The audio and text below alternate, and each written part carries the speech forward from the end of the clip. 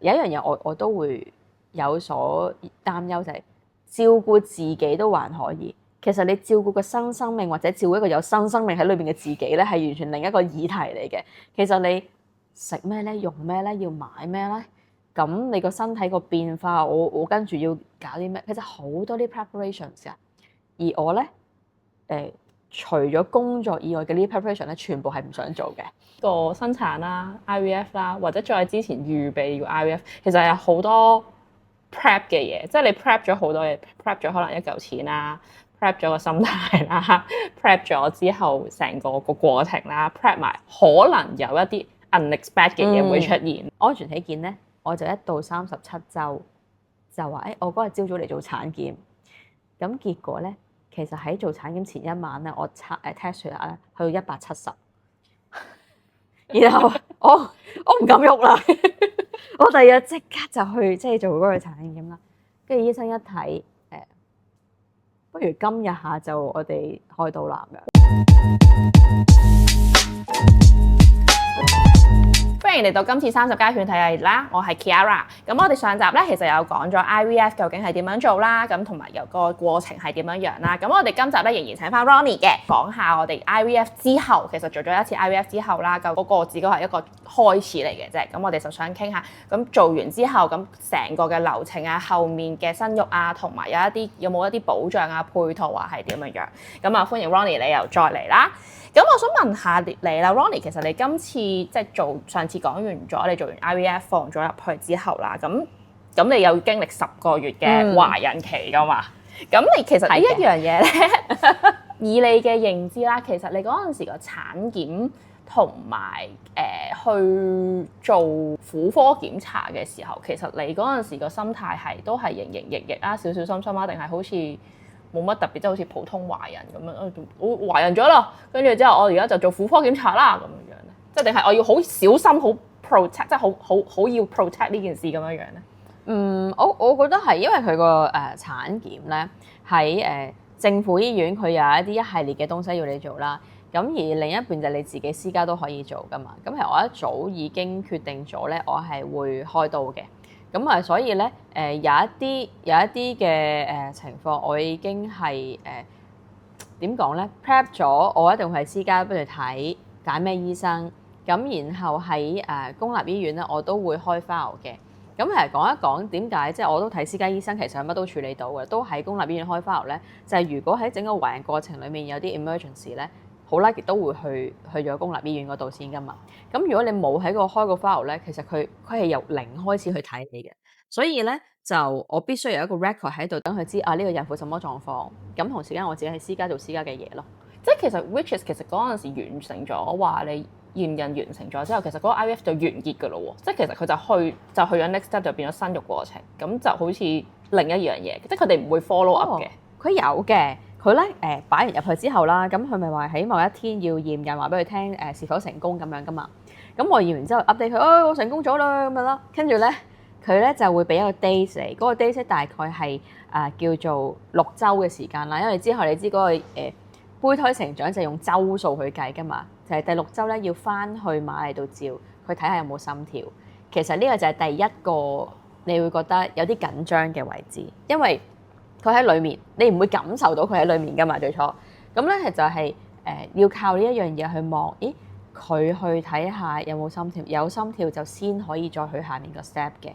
咁而嗰陣時咧，即係未去到嗰個日子都唔係啲咩緊張，但去到嗰一刻咧，因為只係嗰個唔係私家嚟噶嘛，得我自己可以入嘅啫，係咪？嗰啲 screen 又係嗰啲好似90年代嗰啲機咁樣啦，咁咧都係佢照一片朦朧的東西，然後有啲灰色、有啲白色、有啲黑色咁樣嚇，然後喐緊啊呢度係咩嚟嘅咩咁樣啦，咁咧一陣間我要喺度睇啦，你望到呢度啊點嘢閃下閃下，咁我話有啊，呢個就係心跳啦咁，即係你見到嗰一刻就覺得有心跳 safe， 即係定一定，總之嗰一刻先跌，但係真係定一定。係啦，咁我就知要進入下一個程序，就係我要好好保護佢啦咁樣，咁完咗啦，咁然後咧你就根據佢俾你嘅指引去 attend 佢話要做嘅嘢咯，即係幾時去睇睇個 BB 啊，就唔好諗佢會係私家嗰啲又 4D 啊，又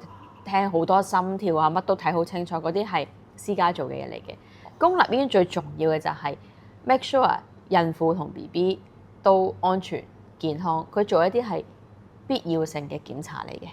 哦，係啦。咁你話喺私家醫院咧，其實好多可以話係非必要性嘅檢查嚟嘅。你肯俾個錢，你咪可以望下佢咯。你個概念其實係咁樣噶嘛？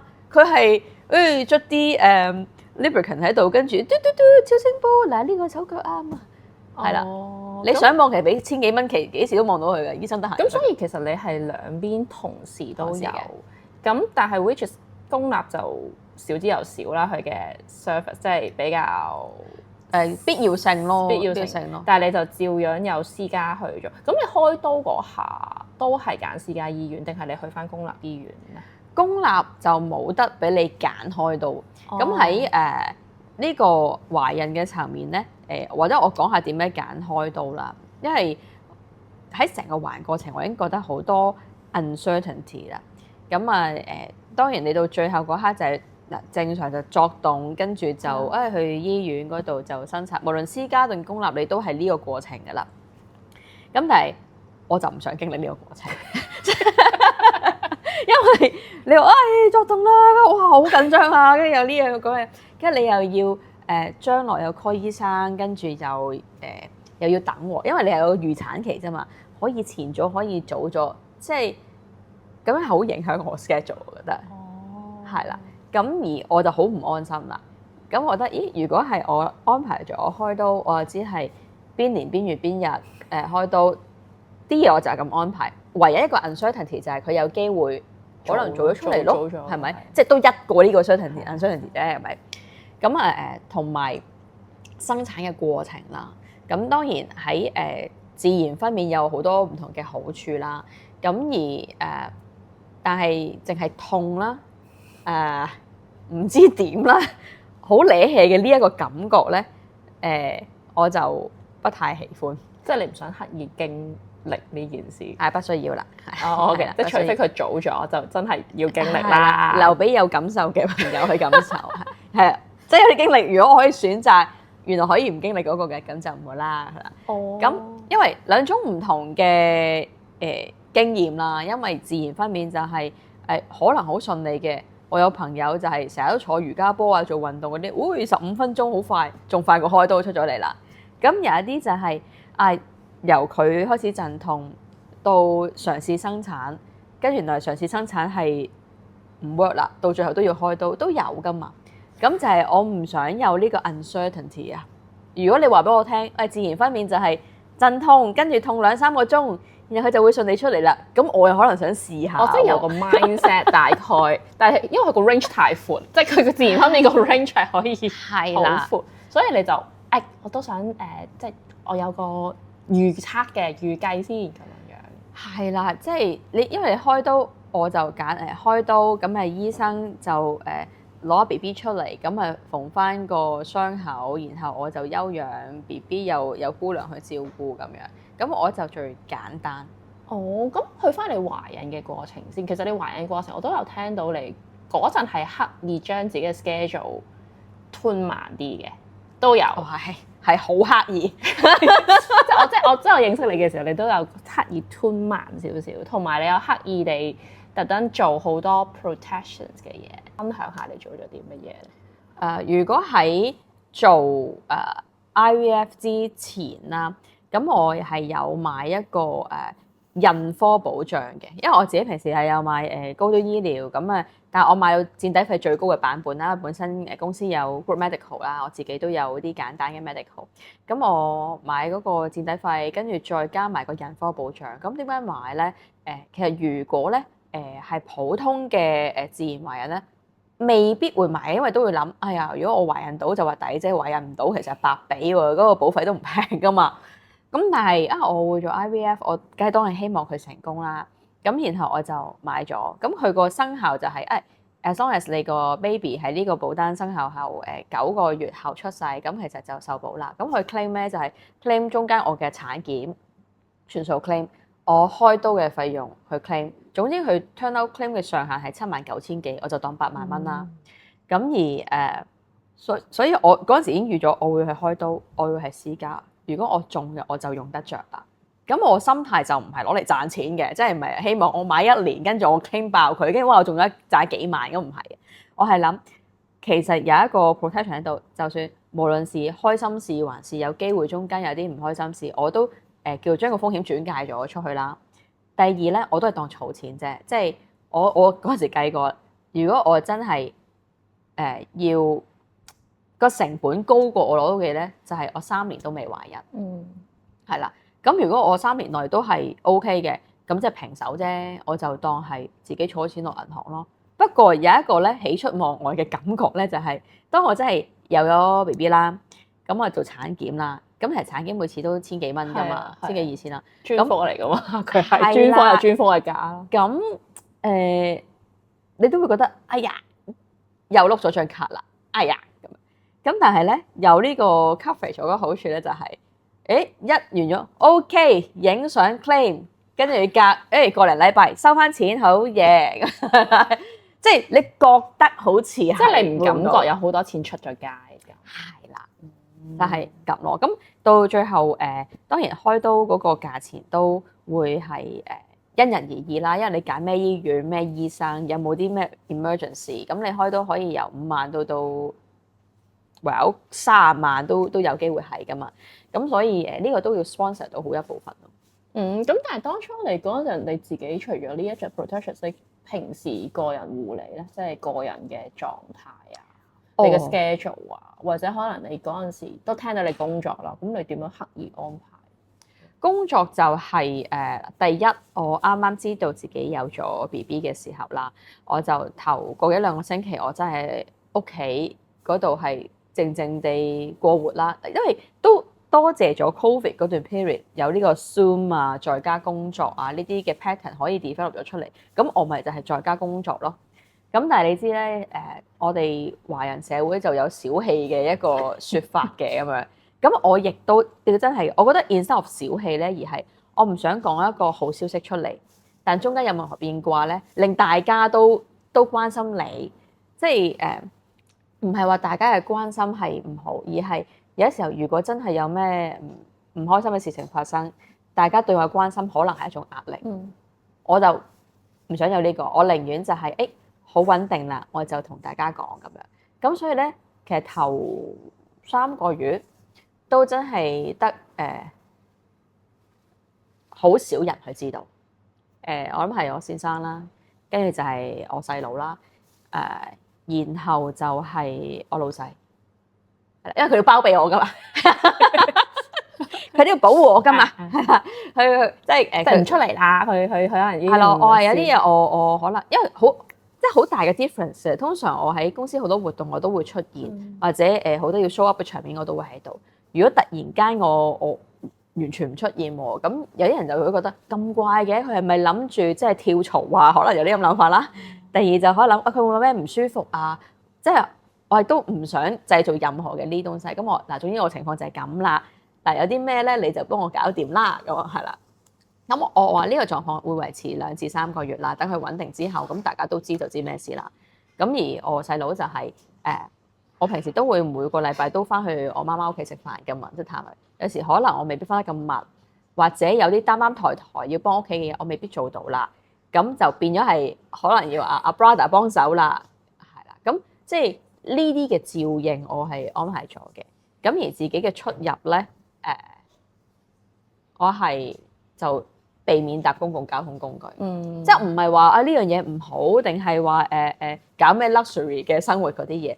純粹係因為喺繁忙時間都真係有機會比較逼啲啦。喂，咁睇落我個正常人嚟㗎嘛，唔逼你逼邊個啫？唔通逼個阿婆咩？係咪？咁我哋逼入啲啊咁樣，咁即係我又唔想有呢啲咁嘅不必要的紛爭，係咪？佢真係頂到我啦，話佢又唔係，係咪？但係唔係佢可能我又受傷，咁即係好多呢啲 chaotic 嘅嘢。咁我就出入唔係 Uber 就係的士咁，即係總之係減少出入，同埋亦都咁講，最初期咧，啱啱懷孕嘅時候咧，好明顯咧，我係病咗一場嘅。即係嗰陣時醫院叫我5月26號去驗孕啦。我5月23號咧係上呼吸道感染到係又頭痛啦，又喉嚨痛啦，又唔係好食到嘢啦，係完全好壞。我係去醫院睇醫生，跟住同醫生佢話：醫生我醫生話你有冇機會懷孕啊？好大機會喎。咁講嘅，點解嘅？佢已經 feel 到，唔係因為醫生一定會問嘅，因為有啲藥咧，佢如果你係有機會係懷孕咧，佢係唔開某啲藥噶嘛。你有冇機會係懷孕？我話好大機會。跟住咁我淨係開到 Panadol 嘅啫喎。跟住我話600幾蚊淨係開 Panadol，冇辦法啦。跟住佢話係啊，因為即係嗰啲鼻水藥或者咩咧，都有機會係影響。咁所以嗰次係真係捱過來咯。咁然後因為有咁嘅經歷，我覺得咦咁頭3個月未穩定，我就即係出入都可能戴口罩啊，即係小心啲啊，有得避免咪避免咯。咁主要係呢一啲咯，而另一個就係工作嘅步伐啦。因為我哋其實好習慣咧，香港人係我每日都有啲 task 會完成，甚至希望我快啲完成，係啦。咁而呢一個咧習慣，我係特登去調節一啲嘅，因為我唔想自己長期處於呢個咧。因為已經係慣咗啊，有時咧你都同朋友相處，覺得喂你咁急嘅，咁趕忙嘅，咁咩嘅，唔覺喎，你慣咗嘛。咁我就覺得因為我真係想 show 俾 BB 睇我係願意為你係停落嚟，等你舒適啲，我都希望佢安穩。咁每一日咧我都會同佢講嘢嘅，係啦，即係講多謝你嚟到我好珍惜你㗎，都係歡迎你個家庭啊咁樣。咁即係久而久之咧，透過呢啲咧，你當係 mindfulness 嘅鍛鍊啦，咁個人真係平靜啲咯。深刻都鍛鍊埋你個人都 mindful 咗，即係除咗 BB 之外，你可能鍛鍊埋你個狀態都好 mindfulness。因為同佢對話嘅期間，我其實自己都會諗我想同你講啲乜嘢咧，我有啲咩寄望咧，或者我要點咧，咁自己都有所提升嘅，可以咁講。即係所以話有時。在家工作或者係我減產一啲，唔係真係攤喺張床度，什麼都不做，只不過做嘅可能其他嘢。例如我睇多咗就係有一樣嘢我都會有所擔憂，就係照顧自己都還可以。其實你照顧個新生命或者照顧一個有新生命喺裏邊嘅自己咧，係完全另一個議題嚟嘅。其實你食咩咧，用咩咧，要買咩咧？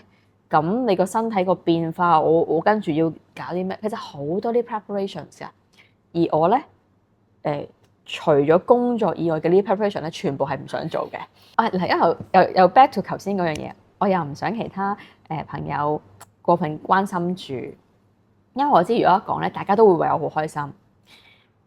咁所以咧嗰時我係自己默默睇下啲嘢，到然後即係差唔多 ready 嘅時間，我先係同大家宣佈咯。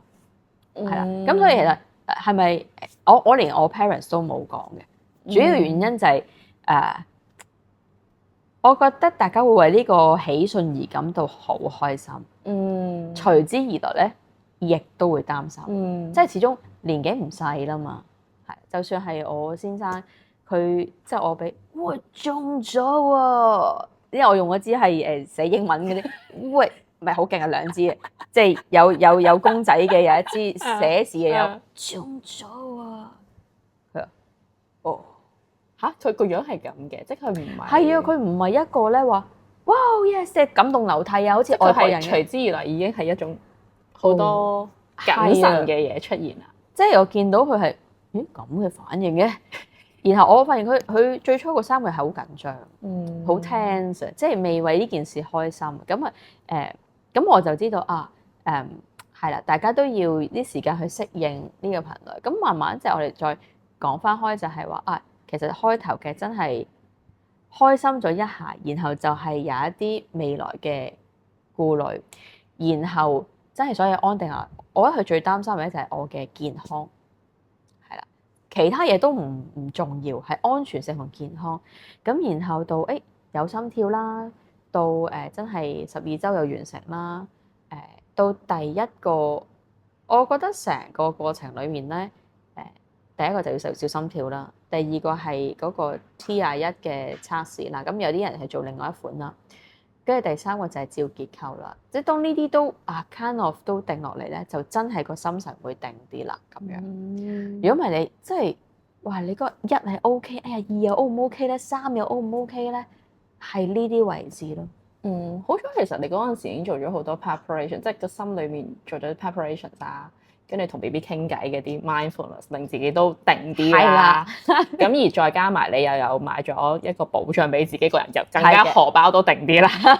係啦，咁其實呢種三重定嘅底下，其實就會令到件事就會好似即係 on track 咁樣樣 smooth 啲，亦都冇咁多覺得要憂慮啊，要咁樣去係嘅 worry。咁但係我想了解下，你嗰陣時做產檢啦，有冇同醫生講，即係使唔使同醫生講呢個人係呢個係 IVF 嚟嘅，所以咧佢嗰啲 test 咧就會多啲啊，定係啲乜嘢嘢？因為喺公家做咧，佢有一樣喺度當你正常人㗎咋，佢唔會特登優待你或者講啲乜嘢。咁你做完之後，咁我就去見我自己私家醫生嗰度睇咧。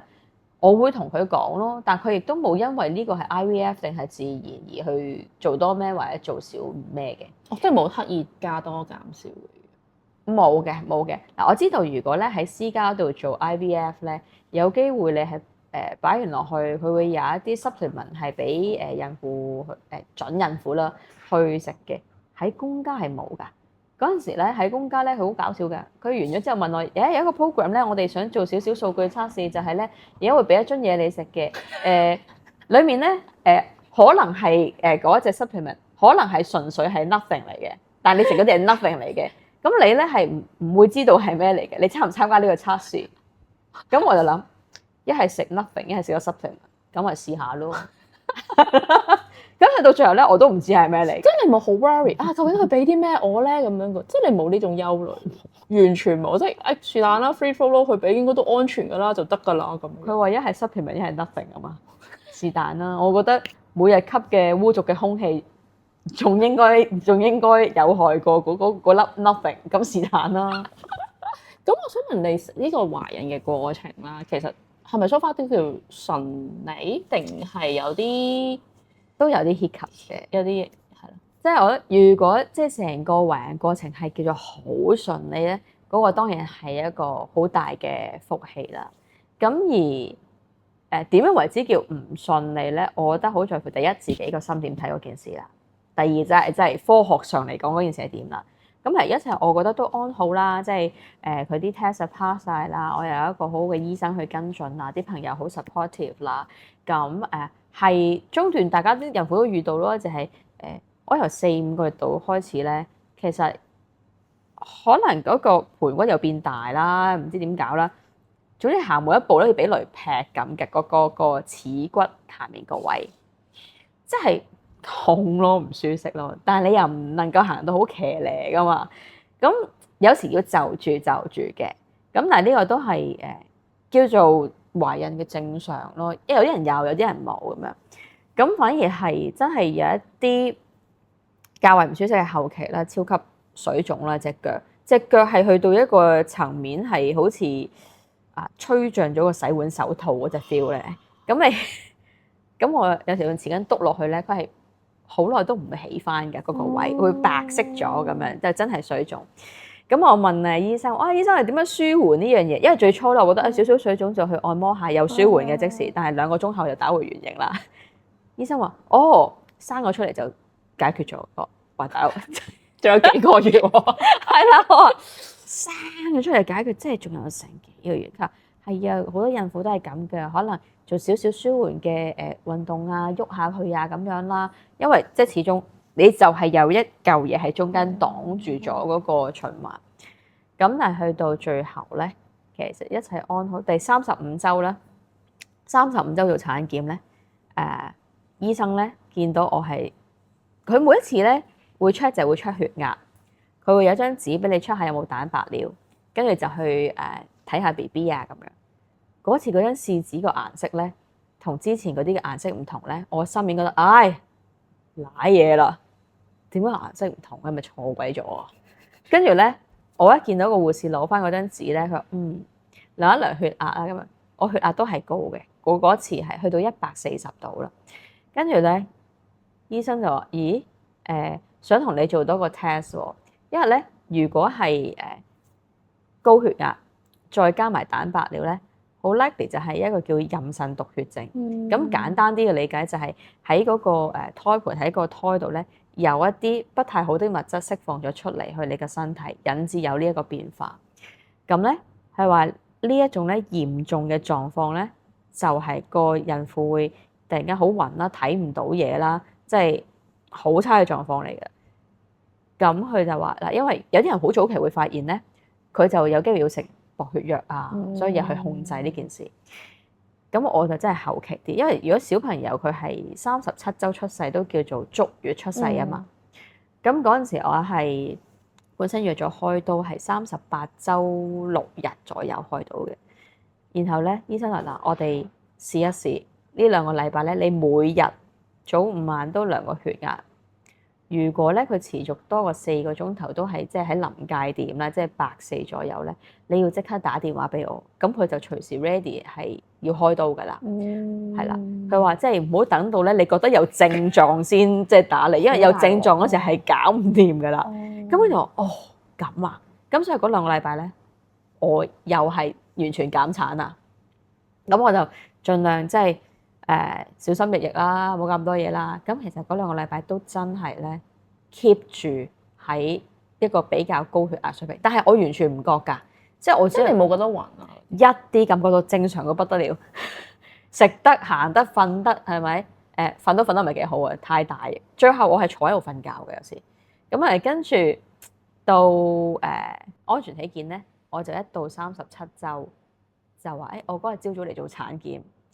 咁結果咧，其實喺做產檢前一晚咧，我test 血壓咧去到170，然後我唔敢喐啦，我第二日即刻就去即係做嗰個產檢啦。跟住醫生一睇，不如今日下晝我哋開刀啦咁樣。哇，咁急啊，急到咁？係啊，佢就話睇完個狀況啦，佢好 calm 㗎，一直都。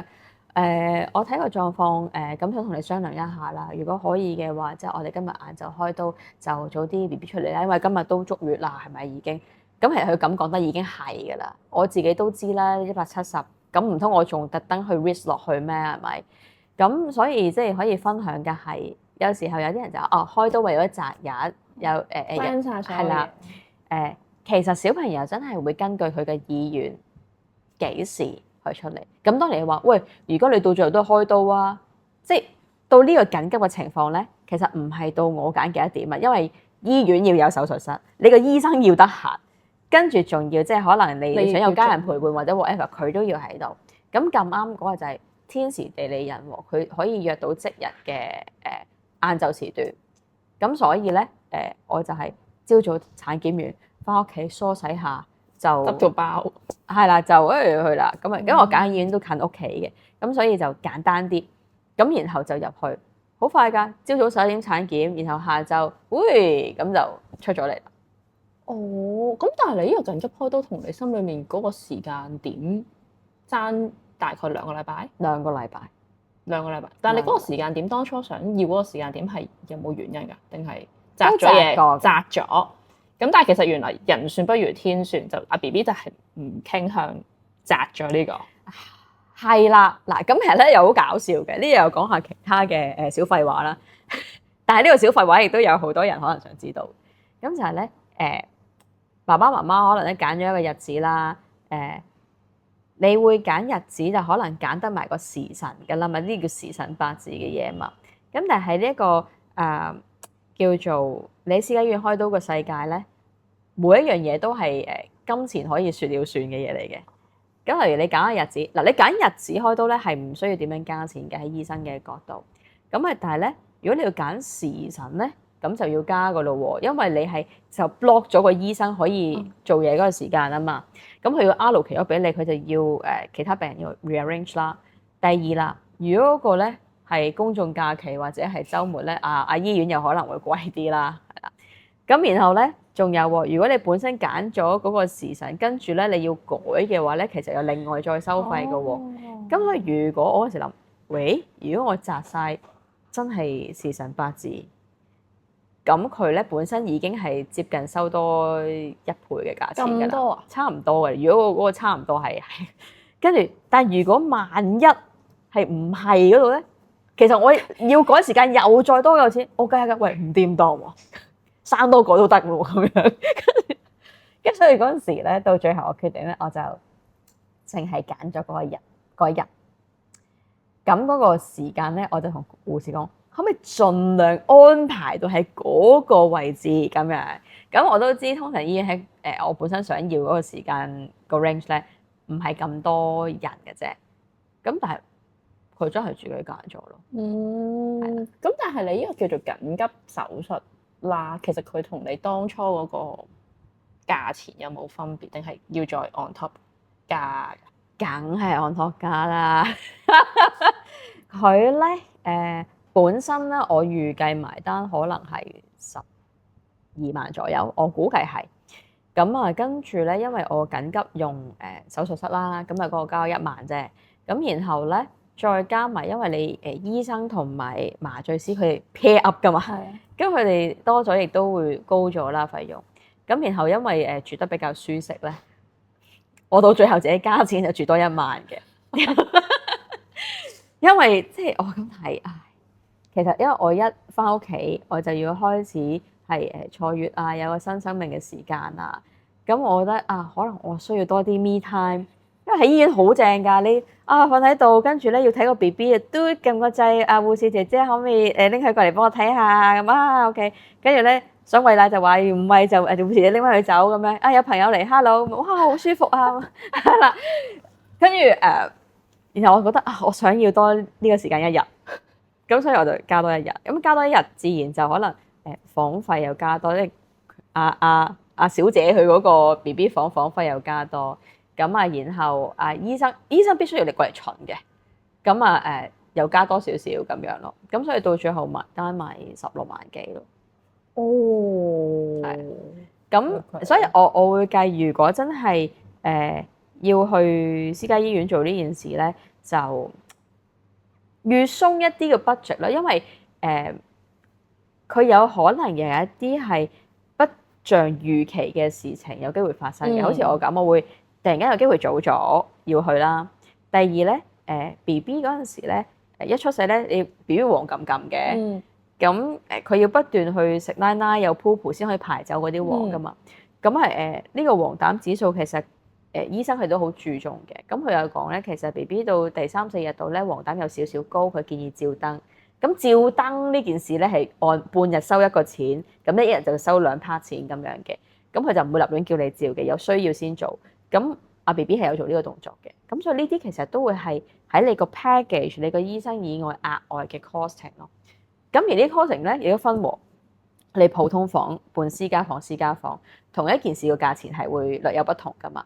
咁所以你如果唔係淨係個房費去加咯，如果你加啲 extra 嘅嘢，其實佢係斷嗰嚿嘢個 costing 都會成嚿嘢去係啦個 package 嘅睇。OK，咁我想問下最後啦，咁你即係生產完之後啦，咁要修復啦，或者情緒啦，即係最後呢個你覺得係咪你預期咧？係我預期，都我係80%貼近我嘅預期啦。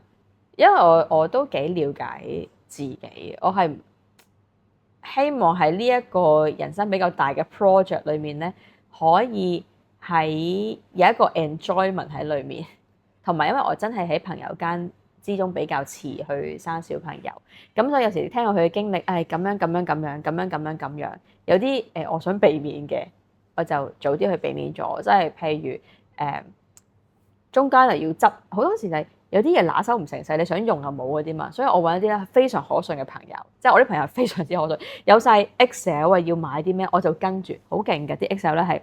item 買咩咧？條 link 喺邊度買啦？大概幾多錢？即係如果觀眾有興趣，可以 DM 你問你攞翻成個 Excel。佢咧就已經揀晒，佢 sort out 咗啦。因為我亦都唔係有好大 preference，因為有啲人都有自己嘅想法，話我一定要某啲咩，我覺得嗰個朋友個 list 係咩咧，我照住執嘅啫，一模一樣。基本上我係相信嗰人。佢用得我都唔會差噶啦，係咪？咁然後我執買晒舒適，咁有晒呢啲嘢。咁另外咧就係我覺得我需要足夠休息，因為我係要瞓得好夠嘅人嚟嘅。就算未有小朋友，如果我一晚瞓少過8個鐘咧，第二日咧我個人都唔老禮嘅。跟住咁，所以我必須要瞓得好。咁我就諗啦，嗱，你好驚話又夜晚起身餵奶啊，又呢又老啊咁樣啦。我好早有咗之後咧，其中一個最快嘅事咧，我係決定會請工人姐姐幫手啦，係啦。咁啊所以工人姐姐都好佢喺預產期，即係預產期前1個月嚟咗。所以我本來諗住一個月嘅時間去大家磨合一下嘅。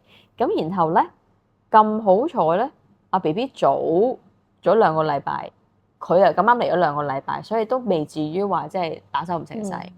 同埋我就請咗1個半月嘅陪月姨姨，係啦。咁樣我希望喺最初我自己都唔識，我淨係諗我唔係公主病要人照顧，我純粹係因為我唔識，我希望有一個助手，即係工人姐姐幫手，同埋有個專業人士陪月姨姨可以教下我哋點樣做。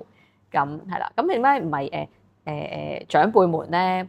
我個想法就係長輩們應該同我一齊去感受呢一個歡愉咯。佢可以嚟探下小朋友啊，一齊玩啊。但係我唔想將當父母嘅壓力都擺喺佢身上。同埋咁講啦，我都高齡產婦啦，即係我嘅父母亦都唔會好年幼咯，係嘛？唔係年青人。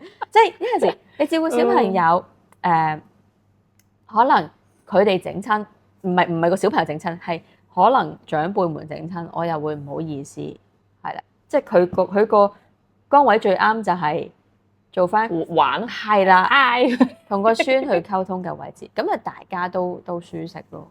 但我聽到你呢個生產啦、IVF 啦，或者再之前預備個 IVF，其實有好多 prep 嘅嘢，即係你 prep 咗好多嘢 ，prep 咗可能一嚿錢啦 ，prep 咗個心態啦 ，prep 咗之後成個過程啦 ，prep 埋可能有一啲unexpected 嘅嘢會出現啦，都 prep 埋呢個心態啦。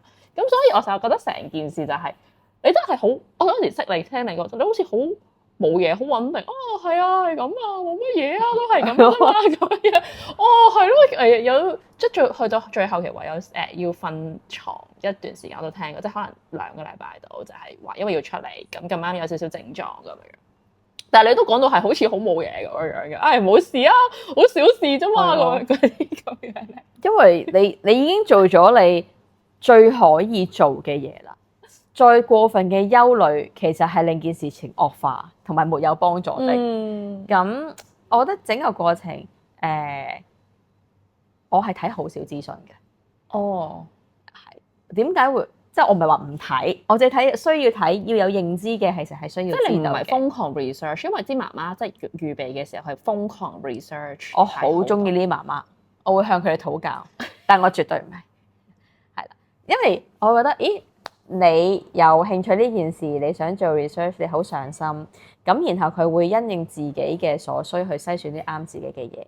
咁我就比較看得開，我就中意睇佢哋揀完嘅嘢。然後再揀有咩啱自己，我咪直接去 copy 咯。即係我覺得每樣嘢你都有甜頭同代價。我甜頭就係唔使嘥啲時間去搞嗰啲嘢，個代價就係可能我跟人哋嗰套我要自己 fine tune 少少嘅，但我接受到嘅咪得咯，係咪？同埋我都深信所有嘢都可以 sort out 嘅，即係咁樣講。我有諗過最壞嘅情況，如果有時我真係好需要 me time，或者我有少少產後抑鬱嘅，我叫啲朋友嚟幫我湊1-2日都得啩，即係咁，即係我其實睇太多嘅，尤其近年嘅新聞咧，係情緒係完全影響整個家庭運作。It's not about 你嘅工作、金錢呢啲咧，好似係好有關聯，咁都唔可以話冇關聯嘅。但係其實個底蘊一個家庭嘅核心就係大家都情緒穩定，其實啲嘢自然會向好。just 即係一個時間機遇，但係如果身體同情緒都唔好咧，唔會好，即係呢個係好重要。尤其好多朋友都係啦，有小朋友第1年，可能喺婚姻都一個幾大嘅衝擊嚟嘅，係咪？平時明明好恩愛噶啦，一見到我睇你唔順眼喎，你喺我都唔順招咯。咁有啲嘢我係純粹係喺能力範圍內 prep 咗，盡量減少，係咪？咁只要發生都冇辦法啦，咁樣樣。係啦， OK，即係亦都係兩公婆嘅共識咯。即係所以點解我最初話喺行 IVF 嘅路度，最初有共識，其實成個環境內有共識，你生產完之後共識，譬如我哋兩個其實最初都冇諗住有工人姐姐喺屋企㗎，即係你無端多咗一個唔識嘅人喺度，係咪？諗住會好唔習慣喎，咁但係嚟咗又 OK 喎，因為佢原來幫到好多喺家務上面嘅嘢啦，照顧小朋友嘅嘢啦，咁而家好似係我哋一齊營運緊一個 party 咁樣，咁變咗有啲嘢真係試過你先知道係點嘅，係啦。咁而坊間當然我好中意將人哋嘅 bad experience 變成係我做風險管理嘅一個 reference，但係我唔會去諗我一定會 suffer 呢個風險咁樣，咁就活得舒暢啲咯。咁如果我哋重新 rewind 翻啦，你有冇覺得邊一 part 你覺得自己可以嘅話，我呢一 part 會再 prep 好啲？定係其實 overall 我都覺得好好啊，冇乜嘢我要再 prep 㗎。我會覺得係產後修復或者嗰個生活，我會將個 expectation 去做多少少。因為嗰陣時我諗住咧，因為真係唔識啊。當時咧，因為坐月啊嘛，諗住咧應該1個月之後精神過打老虎㗎啦。如果唔係點要坐月啫？係咪？跟住咧點知其實嗰個頭1個月咧，真係成日都處於好迷幻啊，想瞓覺啊。以前我睇電腦可以一日睇到好多個鐘去專注做嘢啦。嗰陣時係連一啲好簡單嘅 PDF send 過嚟，我想做少少分析咧，都做唔到啊！即係我係覺得喂，做乜鬼嘢啊！我係要即係打俾我啲同事啊去幫忙，然後後尾我發現啊，真係原來需要休息去調養呢一個嘅懷孕嘅過程同埋出血啦，係要好好調理。咁跟住到我本來諗住我1月尾生完啦，我諗住4月左右復工啦，其實都係有少少吃力嘅。我起碼即係到6月度啦，先叫真係翻整個狀態翻嚟。咁但係基於屋企多咗個小朋友啦，有姐姐啦，咁以前可以 work from home 噶嘛，咁我都會好有 fantasy 諗住掂啦，你喺出邊湊住小朋友。我 work from home 有時可以睇下佢係咪，我自己又可以即係調適一下，其實係唔得嘅。即係你唔好以為小朋友咧得嗰幾個月大咧係唔知。我發現我喺屋企嘅時候咧，佢係特別多扭擰咁樣啦。即係佢唔係曳，係喊嗰啲喎。佢會有啲聲音啊，有啲嘢啊咁。跟住我又覺得點樣可以有效啲做嘢咧？因為唔係佢要瞓覺啊嘛，你就算大家喺唔同嘅區域都好啦，你屋企唔係大到1000尺，可以係你喺個頭喺個尾，係咪？唔係有啲人屋企真係大到1000尺嘅，嗰啲另計啦。我哋講而家一般家庭，而係可能我電腦撳個掣，我掹下啲電掣，已經又嘈到佢啦。咁結果我做嘢又好綁手綁腳啦，有時候要講電話又唔敢大聲啲。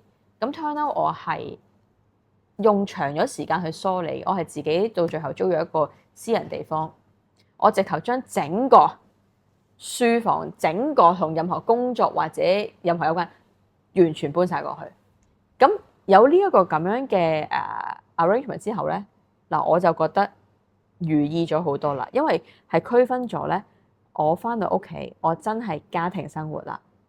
我頂多有個 iPad 同埋電話啫，好有限度嘅東西。其他嗰啲什麼 document 啊，什麼要睇嘅嘢啊，擺晒喺嗰度。第一，我唔需要擔心第日小朋友行嚟行去會撕爛嗰啲嘢啦。第二，我亦都區分咗喺邊度做啲乜嘢。咁亦都係咁講，嗰度都係我一個可能 me time 嘅地方。因為你喺屋企，你點喺房咧，你都聽到有聲嘅，你搣唔到。佢喺出面咩咁，我喺嗰度真係完全靜落嚟。你中意聽你自己音樂，你電競椅你做乜都好啦咁樣咯。OK，好多謝你嘅分享，因為我覺得Ronnie 係我識嘅人裡面比較平靜嘅。當然其實佢本身係一個好平靜，用咗好多時間去處理平靜自己嘅人啦。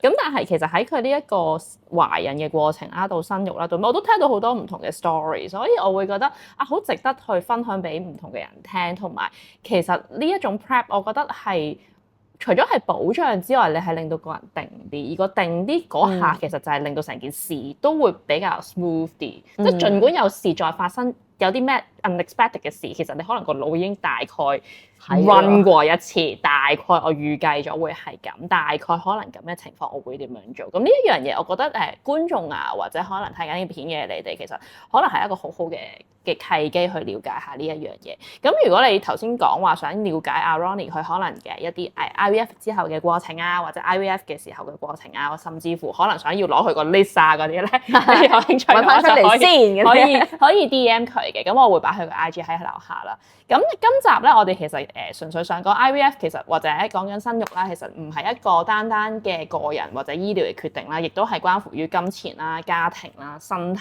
啦、自己個人啦、情緒成個嘅決定。咁呢個勸退唔係叫你唔好做呢件事，而係想你諗清楚，其實唔係淨係一樣嘢咯，或者兩樣嘢，而係一 group 嘅嘢，而呢個 package 係你要去好好嘅準備，或者個心態上去預備呢件事咯。咁所以如果中意呢條片嘅你哋咧，可以歡迎subscribe 我哋嘅 channel 啦，咁 like 我哋啦，同埋有咩問題可以 comment 嘅，咁亦都可以 follow 我哋嘅兩個嘅 IG 啦。咁我哋希望下次我哋再請 Ronnie 去講下其他嘅嘢啦。咁我哋下次見，拜拜。